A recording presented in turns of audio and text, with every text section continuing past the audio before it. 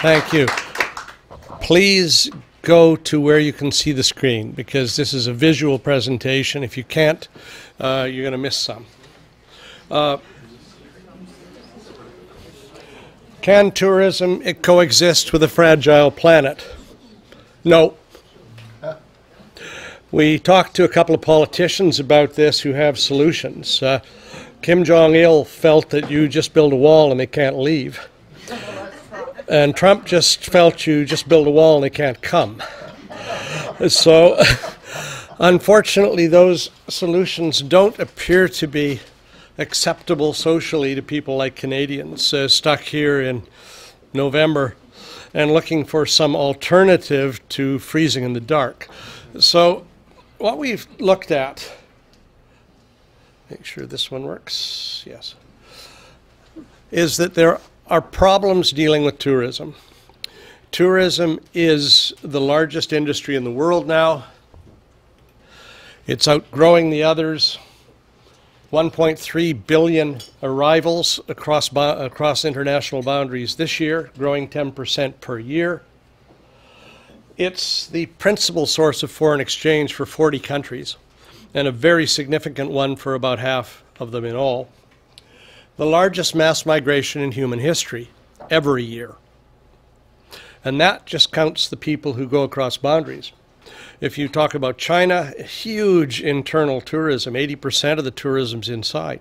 United States, huge internal tourism, 80% is inside. So we're looking at people gotta move. So let's go in the right direction. Immense footprint and concentrated on the special places. Here in Machu Picchu, they have now said there are limits. If you don't book a month in advance, you can't get there. You can get to the bottom and look up. You can't get to the top and look down. Our problem is to try and manage tourism globally so that it has a lower footprint, and also specifically to manage where it hits the very special places, the special cultures, the special archaeology, the special natural areas. Also, a really serious issue regarding climate change. 80% of the infrastructure of tourism is in the coastal zone. Hotels, wall to wall, up and down, well, think of most of the places you've been lately. In fact, you have a wall of tourism right there. And if you get strong winds, imagine what it's like in between those buildings. A great deal of rural tourism is not robust. The risk to the people who own those is immense. So we actually have them listening because they can see personal problems with them and their company. And these are amongst the first people to actually listen when we start talking about the potential impacts of climate change. So in this presentation, I'm looking at the overall impact of the sector and of efforts that we're trying to make with others to diffuse the negative impacts and to use the industry as a contributor to try and sustain and maintain those values most important to the cultures of these places and to the people who visit them. Okay, so how many tourists are too many? I've used this one before. 2 is enough. Because the experience that you have there right now and that they're having is not feasible if it looks like this. So how many tourists are too many? Well, the 250,000 students in Romania who are there are having a hell of a good time, and 50,000 more will make very little difference. Except you have to clean up after them. And therefore, it becomes very important to learn certain things about what's happening. Are they being poisoned by the food? Well, yes, they are. That was terrible. When we were teaching at the university there with the Soros, a lot of people didn't make class. And the other professor and I had to do tag team teaching as each of us headed for a washroom. So it is a difficult issue. It has been cleaned up a lot now, but that is the kind of issue you run into. So why do people travel? Well, that's in Ottawa. It's not hard to convince people that you might rather be there in December than here. So we focus primarily in this on destinations, which are the places that are actually manageable, but also on the industry itself in terms of transport, how you design it, and how you in fact design it so that it can reduce the overall footprint. And that is not easy. The real focus that we've been working on with the UN is on the destinations itself and how to change the design of what's there, the activities, the development and assessment of progress towards goals, and also to look, and this is where risk management comes up, to identify the key risks to any destination and to mobilize all of the people who are involved there. Because it's not just tourists, it's not just the tourist industry, it's the transportation sector, it's the park, it's the people who live there, it's the people providing services. And as I said, 40% of the GNP of countries, or 40% of the countries of the world, have their GNP primarily based on tourism, and that includes virtually all of the small island developing states. In fact, I was going to originally, when we talked about this, to get Peter to work with me on this one and focus just on small islands, but logistically it became difficult because Margot and I just got back from Ecuador, so it's, it's a little difficult to get organized. We're really looking at the limits to growth, or as we say in tourism, the limits to carrying capacity. But it's really deriving directly from the understanding of the social and cultural limits, the sensitivities, and later in this presentation, the tactics we can use to try and make people behave in a way that does not destroy the things that they're coming to see. So how does carrying capacity relate to sustainability? We're really looking at planning the whole package in a way that we don't put people where they can make a mess, and if we do, we can control that they don't. We can change the demand. We can work right from the point where what we sell you. I am not going to sell you something that puts you, particularly if you're a young guy who just wants to go and drink, in the middle of a sensitive ecological area. We'll just market you something else. We'll market you Nusa Dua. We'll market you something in Thailand. We'll market you one of the beaches in Cyprus where they're prepared for just that, because it's a line of bars on the beach and they've got good policing and they roll you onto the jetliner as you leave, and hopefully someone in your home country will meet you and take you home. There are different kinds of tourism, and at the other extreme are sensitive ecotourism. I mean, if I am running a beautiful little eco-lodge in Ecuador, I am not advertising in a rock magazine. I am advertising in Birdwatchers Digest. I am advertising through people in the Sierra Club to get the people I want to give good experiences that are totally compatible with a lovely place like this waterfall in Cuba, and where you actually package the tours so that the people you take there are going to enjoy it. They're going to tell their friends, and those are the people we want. Not only that, but they will not shoot things, they will not destroy things, they will not take things home. And that is a serious issue. Margaret and I came up with the concept toxic tourist, which I'll hit a little later. That was about 10 years ago. In watching people taking bits of the Great Wall home, or taking a chunk of a pyramid, or writing their names on cave carvings. So what we're looking at is really an approach at sensitivity. There's no fixed carrying capacity. Carrying capacity is different regarding what you're doing.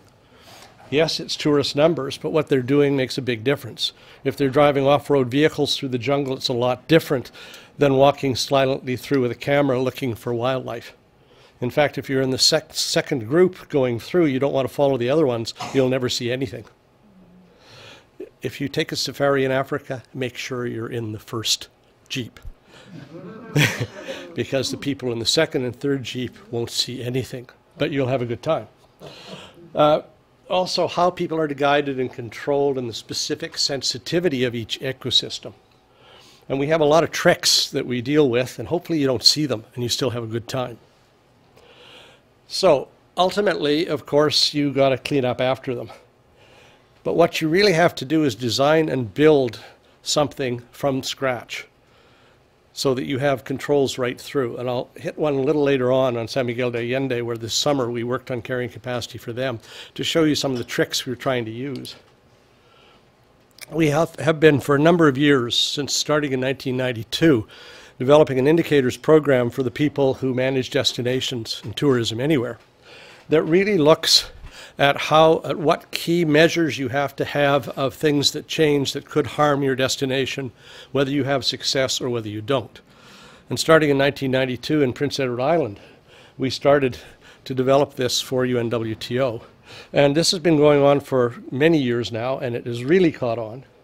That's a partial list of some of the places we've been running international workshops and applications in specific destinations, like Via Gesell in Argentina, and where you get the people information on a regular basis on the key things that are likely to cause problems. Really, it's an early warning system. Can you get in early enough to prevent things, to redirect them, to correct them before the key assets and values of a destination are in fact destroyed?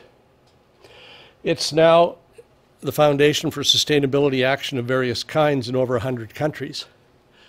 Everything from university programs to specific applications, new observatories, and I'll hit that a little bit later, where a place erects itself as an observatory of sustainability for the community and tourism, as part of an international network that shares and benchmarks against each other and also shares solutions. It also is the basis for a number of new initiatives, new criteria and indicators to allow a destination to advertise itself as sustainable. An African coastal project where we're working in a dozen countries to try and create sustainable destinations in small villages around the coast in places from Tanzania to Cameroon. Project screening criteria used in Europe, where we come up with a specific criteria when new projects are suggested to allow people to benchmark new initiatives against what is really meant by calling something sustainable. Sustainable from many perspectives, economically, socially, culturally, and from a point of view of governance, and do they in fact have the ability to implement or police? New WF models we've been developing with them for ecotourism, particularly the criteria for something to design an eco-lodge, best practice in being an eco-lodge, what it really means. And if, again, you're advertising to people like you, please come to my eco-lodge, I'm hoping it's not right next to a go-kart track. I'm hoping that the local people are in fact involved in running it. I hope that you give them only local cuisine. I hope that you give them the ability to be guided through the ecology. And that's what we're trying to set up as the standard for someone to actually say, yes, we have a new eco-lodge. So come and join us. And there are now certification programs based on the indicators that we have developed. And the last one, which we were in Ecuador doing, is the World Tourism Observatories of Tourism Sustainability, where they actually are setting up a database. There are now 26, 6 in China. Every other country has that participates has 1 or 2. We're trying to develop a global exchange of information on what is sustainable, how do we measure whether we're sustainable, and how do we benchmark against the other ones to make sure we are in fact doing best practice. UNESCO sites are now in the focus for what we're looking at to develop the same indicators programs, particularly to measure the impacts of tourism and how they can be integrated directly into the planning initiatives. And that's why we were in San Miguel de Allende in June. The idea is that this is global heritage. It's important that we still get to see it, but we don't ruin it while we're doing so. And even at the community tourism level, I have a couple of very interesting little projects going on in communities. Back in the 60s, when I walked into this community in Batam, in Indonesia, little kids came running out. I was probably the first foreigner they'd seen. They say, come and see me, I want to introduce you to my dog, come home, come. My mom will feed you something. Whatever it was. But now if you pull up in a couple of tour buses, not going to be the same. Even at that low level, the numbers, the way they're managed, the way they're introduced, the way they behave becomes very important. Because you may be changed by the experience, but that community is changed by running into you. No matter how benign you are, no matter how nice you are. There's a thing called plug cycle. It's been around for a while. It was the idea, if you don't get in there and manage the stuff you have to, there's an inevitable decline that takes place as a consequence of too much tourism. The place essentially becomes a new site. It's really attractive. It's brand new. Let's go see it. It's a new discovery. A lot of people start to come. They tell their friends. It grows into a popular destination. And suddenly nobody goes there anymore. It's so popular they don't like it. So the idea is to get short of the decay and decline thing. This came up originally in Spain, where an awful lot of tourism took place in the coastal communities. Vast numbers of hotels built very quickly without attention to impacts, not talking to the locals, putting the sewage straight across the beach. And as a result, that's what really created the UN agency for UN World Tourism. That's why it's based in Madrid. It is essentially a reaction to the fact that they destroyed their economic source, they destroyed their society, they destroyed their environment. And most of what's been done since the late 80s has been a reaction initially to that, and now to spreading it across the entire world in terms of understanding the sensitivities and managing within them. You've got to deal, when you're looking at a site, whether it's an existing one or a new one, at controlling access, crowd control, mitigation of any development, making sure it's compatible, protection of the key assets. And sometimes the key assets are pretty fragile. If you're going to see a sea tortoise, or you're going to a tortoise breeding ground like we had in Ecuador last month, you can't see it. We're not allowing you to go there to see it because it won't exist if too many of you come to see it. And so therefore, protection of the key assets, but if people don't get to come and see them, they won't come. So what can we do? Well, there are some solutions. You can put cameras on them. You can use infrared lighting. You can put a bar within 30 meters of the area, and people can sit there and enjoy themselves as long as they're quiet when the motion sensor tells them they should be. And they get to see it. They get to spend money. The money can be invested to protect the area. So yes, there are lots of tricks, and I can go into a lot of different ones that we've been running into around the world, and some are really innovative. Some you feel you can virtually pat the tiger. You're close enough, but you can't. You can't scare it, and it can't see you.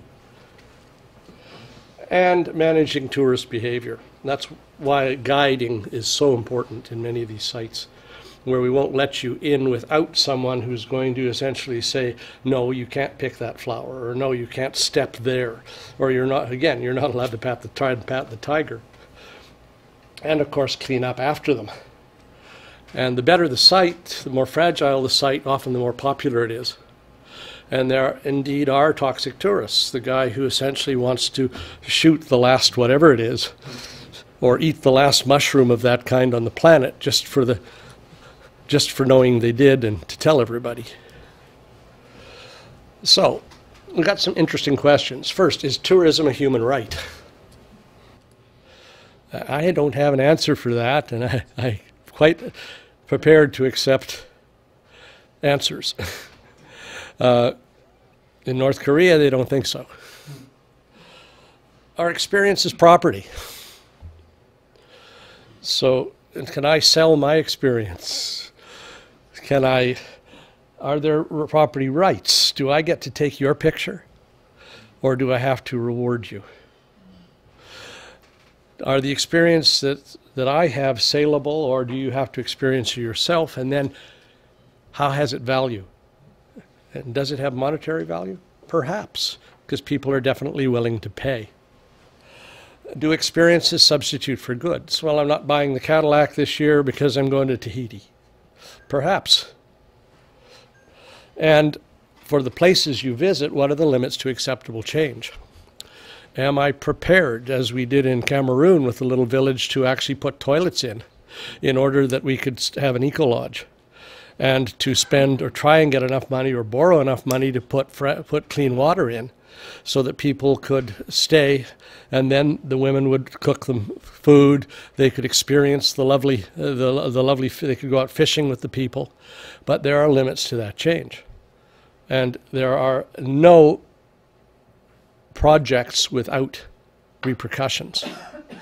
Because when we were working with the people in Aboja in Cameroon, they were saying, well, it's very important that these people are involved because they are the village leaders. They said, but you're the guys with the boats. And you said, no, that's the way this works. And we said, well, can the women participate? And they said, no, only through their husbands. So where do you start? But the fact is that they were not eating well. They needed more money for better motors for their boats. Or at least they needed access farther out because they were having some problems in season with the fish being in the wrong places. Also, people often don't know what their assets are. That's Freddie Mercury's birthplace in Zanzibar. A lot of people visit there. And there's a big argument on right now in Stonetown as to whether or not it is created as a heritage site. It is right now. That's about all there is to show it's there. But it is part of tours that are there. But Stonetown in Zanzibar is a very, very old Arab village that's been there for centuries. And what are the limits, in fact, of change that are acceptable to take people there? We've just finished in San Miguel de Allende work on the idea of carrying capacity and limits to growth. Now, San Miguel had the fortunate or unfortunate experience to be selected by Condé Nast Traveler as the best small city in the world to visit in 2018.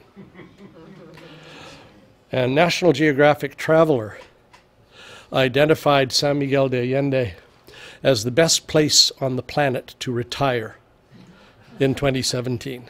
This year it's second. So we suddenly have a problem. A small town of 78,000 people, beautiful streets, beautiful places being overwhelmed, or at least being potentially overwhelmed. Actually, the work we did discovered it was more cars than people.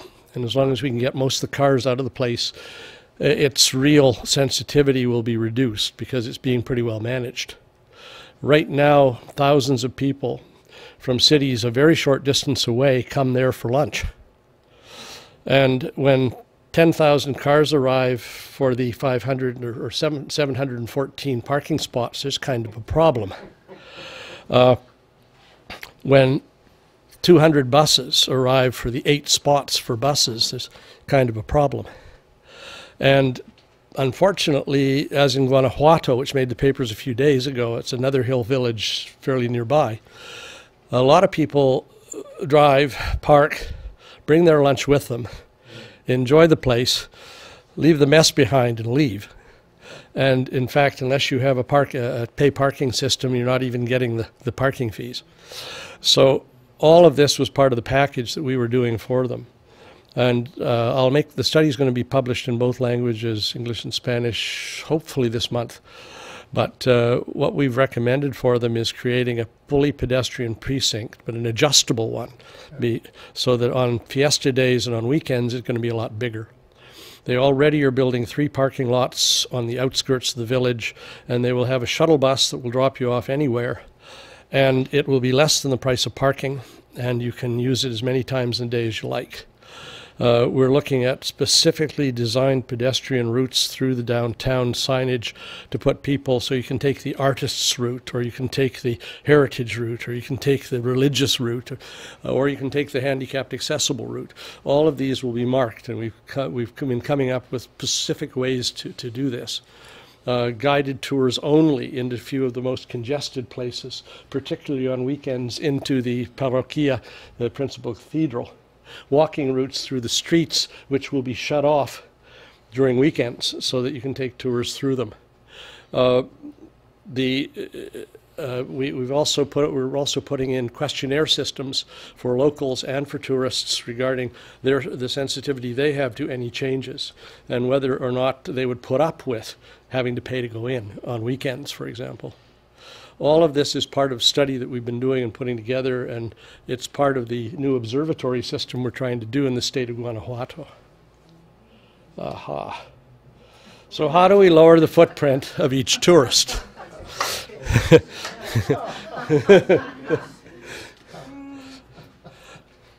That's one of the real issues we have. The fact is that if you ride your bicycle out to Mare Bleu, you take your camera, you walk around those nice trails, and you ride your bicycle back, you have had a wonderful day. You may have seen nice wildlife, you may have seen nice fauna, and you have a very minimal footprint. But if you're doing it in Kerala, could be just the same experience, except you do have a 8,000 or 10,000 mile air flight to do. And that, for most tourists overseas, is the principal footprint that they have. There are many others, and it's one that is probably the most vexing for the industry. Tactics, yes. Packaging tours differently. Selling direct flights only. Did you know that most of the gas you use is when you go up and down, not as you're going along? Yeah, that's another reason why we've been saying on the project we're trying here that putting fast rail in Canada would be one of the most effective ways to reduce gasoline use, because half the flights that take off are short flights within the Windsor-Quebec axis. All that gas is not consumed. Well, same thing here. Gas, no matter what you do. So what can we do about it? Well, we can do formal limits to tourism. Right now in Santorini, there is a de facto limit because the funicular up to the lovely sites from where the cruise ships all land does have a limit. And there's only so many tourists per hour, and that kind of limits it.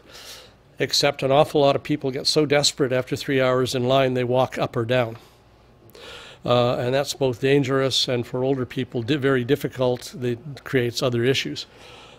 They now allow only 3 cruise ships a day in that place. At one point there were 7 or 8 there, and it may be working. Venice has done the same game. Venice is starting to get rid of the big ones. You can also do design for development. Again, keeping the people out. But you've got to know the core values of the residents. You know, are they prepared to, do I take your street to have all the tourists walk in to get downtown? Well, maybe I do, because you want to sell them something, or you like talking to tourists. But sometimes tourists just walking into a place will stop, they'll pick your flowers. They'll, in Clovelly, which I'll show you in a minute, they were actually coming in and asking to sample the soup people were making. they were, yeah. So what are the reasonable expectations of the visitor, and what's negotiable? Because some stuff is negotiable. You know, I'll put up with a certain stuff. If I can make a certain amount of money selling hand-knitted tea cozies that I've been making, maybe I am prepared to let a few tourists come by and buy it. But on the other hand, many aren't. So you've got to do a series of steps, and we've got some books out on this and on my website on the actual planning for sustainable sequences and ways of doing it. A lot of it is, for gosh sake, don't locate the high pressure thing in the most fragile place. Don't put the bus stop right in front of the cathedral, because you get a real mob there. Put it a certain distance away, but make sure you've got a route that people can get there. Make sure it's not too long so older tourists can make it. Design it in a way so that it is in fact accessible. Don't make old folks go up 25 stairs. Don't make them go through the ghetto to get to the museum. Little things like this. Density, the suitable density of people. And you can do limits. In Grenada, Spain, you can't really show up more than an hour before the time you have booked your place to go into the Alhambra. You get a 1-hour pass, and oh, the red pass expires at 3:30, I've got to go back out. You can't get into the parking lot before 1 hour ahead of that. Design, using form. Disney is by far the best at this. You stand in line, you don't even realize you are. You're watching things, people are selling you stuff, people are entertaining you. Oh, and suddenly we're there ready for the ride.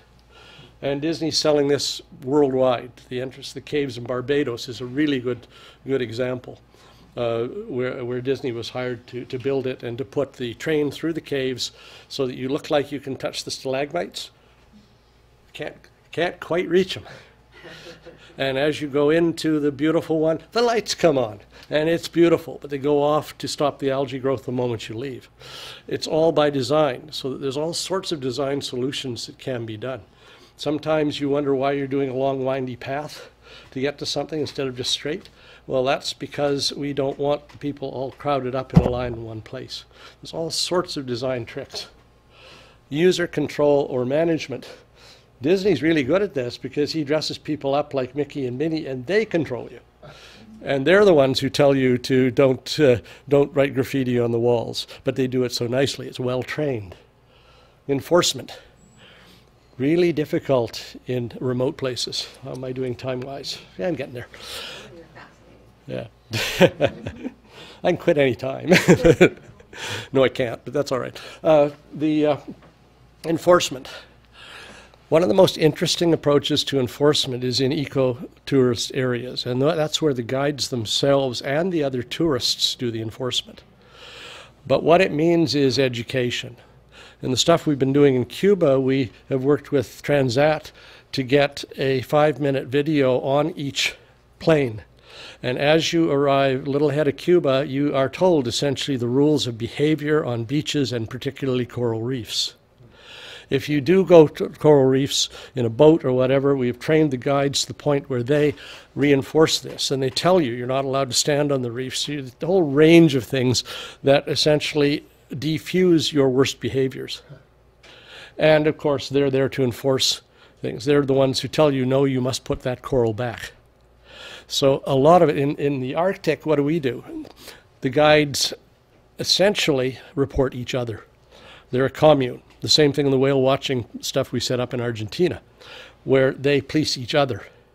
So that if you're going too close with your boat to the whales, the others will raise it the next time the community meets, or they'll tell you right there and say, if you want to keep your license, you will not do that anymore. You will not pursue whales. You will not intersperse yourself between adults and young ones. You will not spend more than 20 minutes near one whale, and so on. It's all written up. It's all in detail. It's written on boards on the boats in both English and Spanish. And the tourists are told that that's what's going to happen, and it's your job to report it if it doesn't. And, of course, mitigation and rehabilitation. Clean up the messes. Or it even means, why is the nice path I used to walk on not there anymore? Well, the fact is it's been left off limits. We're putting you around it so that people don't continue to trample down the stuff until it rehabilitates itself. Okay, this is Clovelly. I mentioned it before. It had the great luck in the 70s of being selected as the most picturesque village in England. And a few days later, 9 tour buses arrived. And people were crowding down the streets. They were coming into people's gardens. So what do? Well, now you pay to get in the village. You park several kilometers away. A paid bus takes you there. You pay to enter.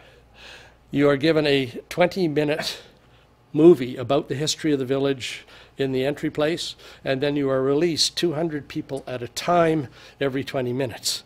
You only go downhill. Fake villagers dressed in really neat costumes are there to greet you, be really nice to you. You're training the tourists in that thing, telling them that they're not allowed in people's houses. You're controlling their behavior because many of the people in the little, because they're now all shops. The real villagers actually live in villages nearby. They all moved out and sold. And above all, you're making them believe they had a very good time. And it's still a beautiful village. And people are only going down because you have to pay to get back up. You're not allowed to go the other way. That controls traffic flows. So you pay another couple of bucks to get back up the windy road and the hill in a Land Rover.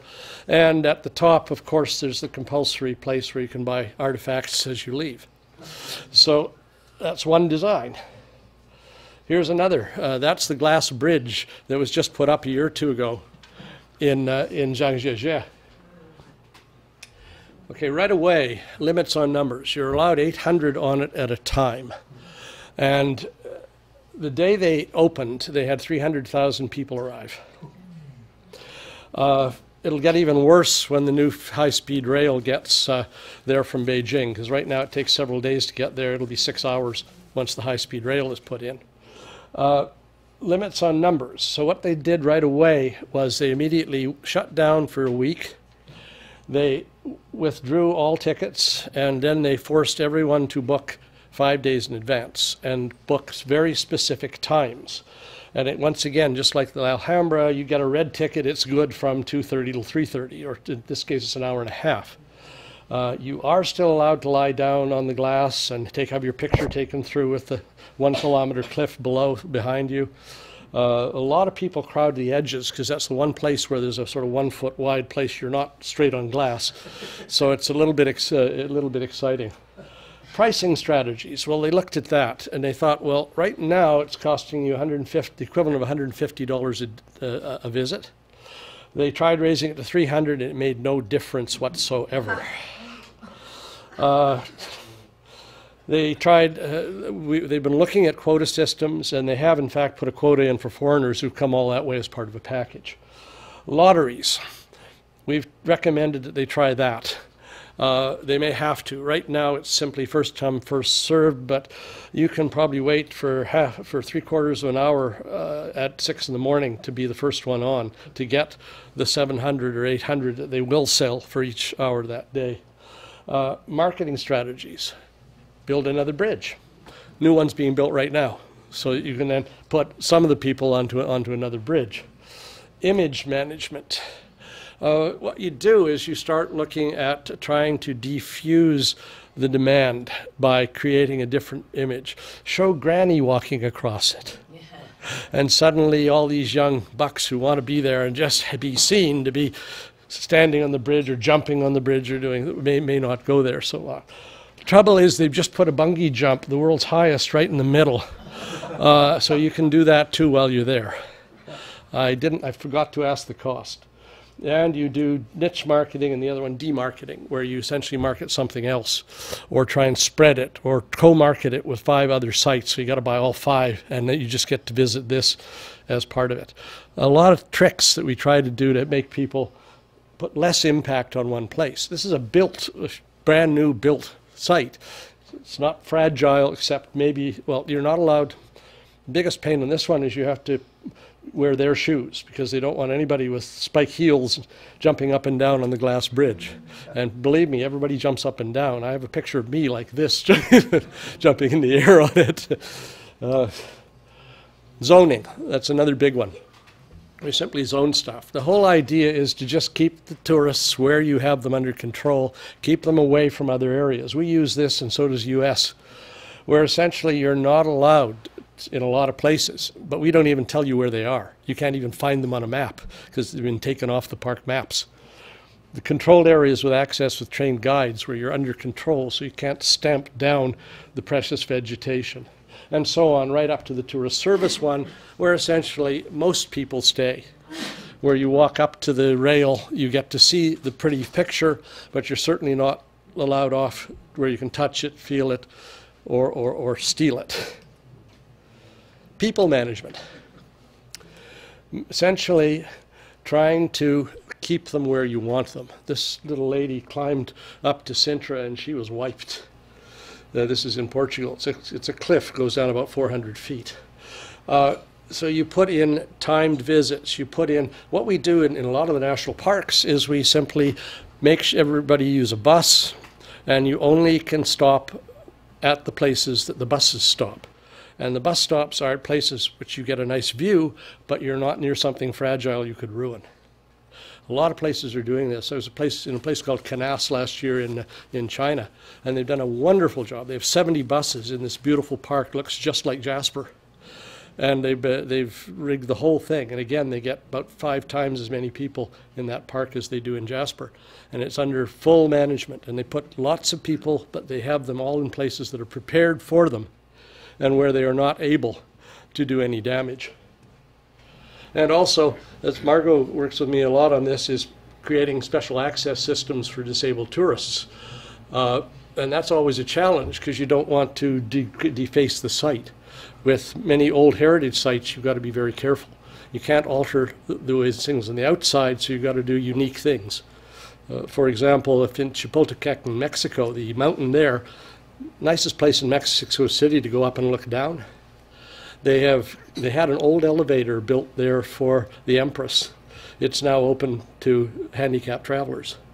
And so at the bottom, you walk about a half a kilometer into the mountain and go straight up into the palace. Everybody else who can walks up the winding path. And yet you have accommodated everyone and yet done nothing to denature the site itself. And information for all, the main thing Margot and I have been doing for the last 2 years, you'll find it online, www.iaccess.world is a way to get information directly to handicapped travelers or people who are trying to serve them on sites. And we're providing templates that people will use for every site, telling you how high, how many steps, how much. Not a certification program, just facts. It's brand new. We're having troubles as of yesterday with the site. It may be back up. But it is available, and it will hopefully, as people start putting things in, we want them really to use this on their own site, to use the template that tells you exactly what's there. So to get to Mrs. McGurgle's best bed and breakfast, you're going to have to walk 100 meters in gravel, go up 3 stairs, but after that, it's fully wheelchair accessible, or whatever. Whatever the facts are, you're going to be able to have them. We're also saying structured planning for tourism management. That rail was put in after somebody dove into Kakabeka Falls because they were leaning over the side, holding on to veg. It broke. Now it isn't. And a lot of the parks you'll find have done this, so people can see things without damaging them and without damaging themselves. Okay, little challenge. Find the 200-room 4-star hotel in that picture. Should be easy, right? Well, of course, they recreated the village. So this is the hotel. That's the restaurant. Each of these houses, and this one's lovely. It has no heating, has no cooling, has very thick walls. It's in Petra. Gets hot in the day, gets cold at night. The inside, every one of these is water cooled by a stream that goes through under. And it never really gets above 25 in the places or ever gets below about 18.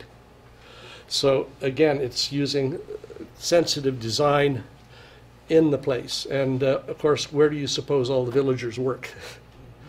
It's also the most expensive property in Petra, and you have to book it about 6 months ahead. And behavioral management, this is in Mexico. You want to go there, you've got to be on a horse.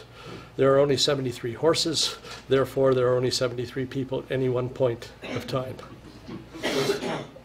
And somebody is walking with you who manages the horses and makes sure that you don't steal any bits of the lava or of the old village at Paracutan.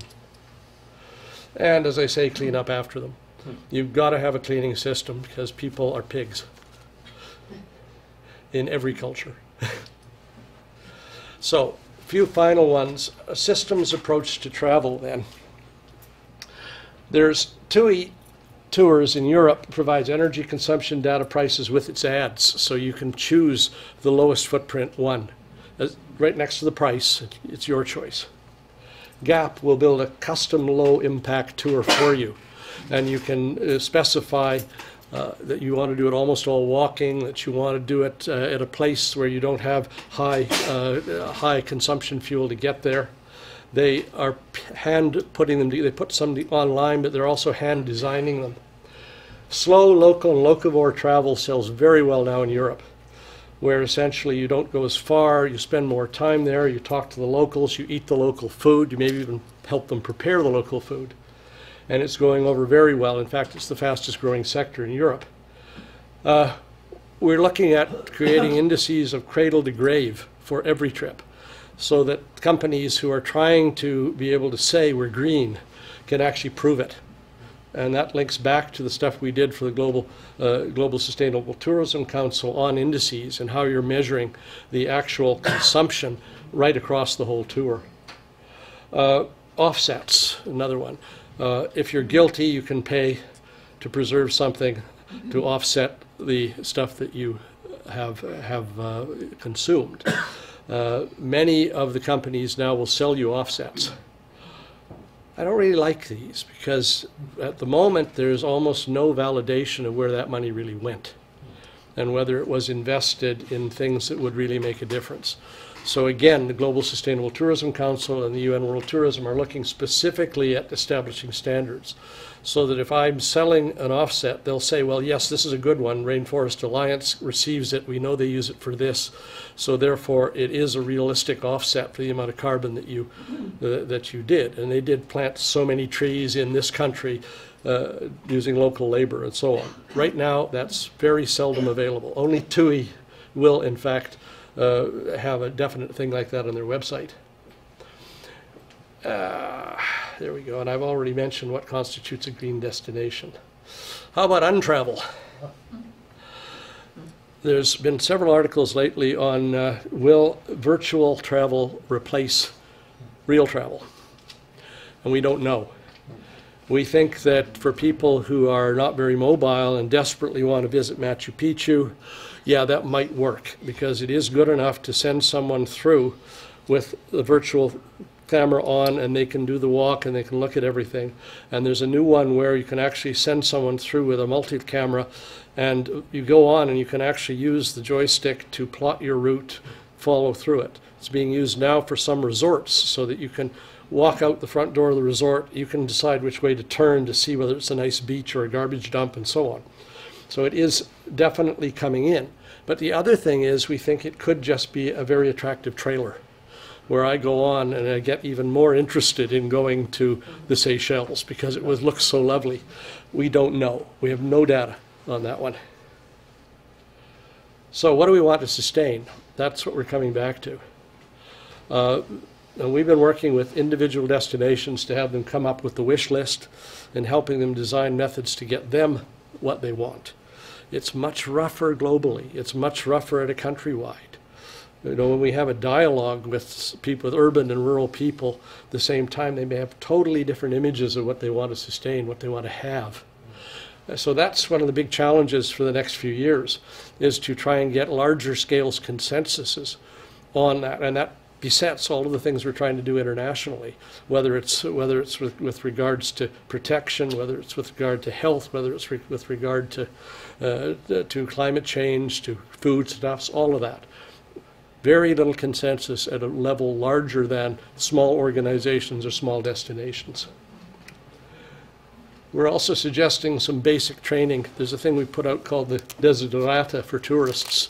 It's on my website at tourisk.com that essentially says these are normal behaviors, and I've got to quit about now. Yeah.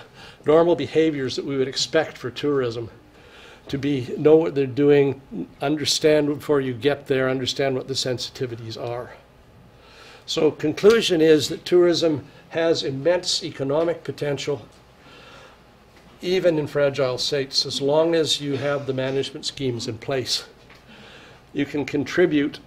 Remember, your money going there helps the village live. And now we got to work with them to figure out what it is they really want to sustain and how they want to spend that money.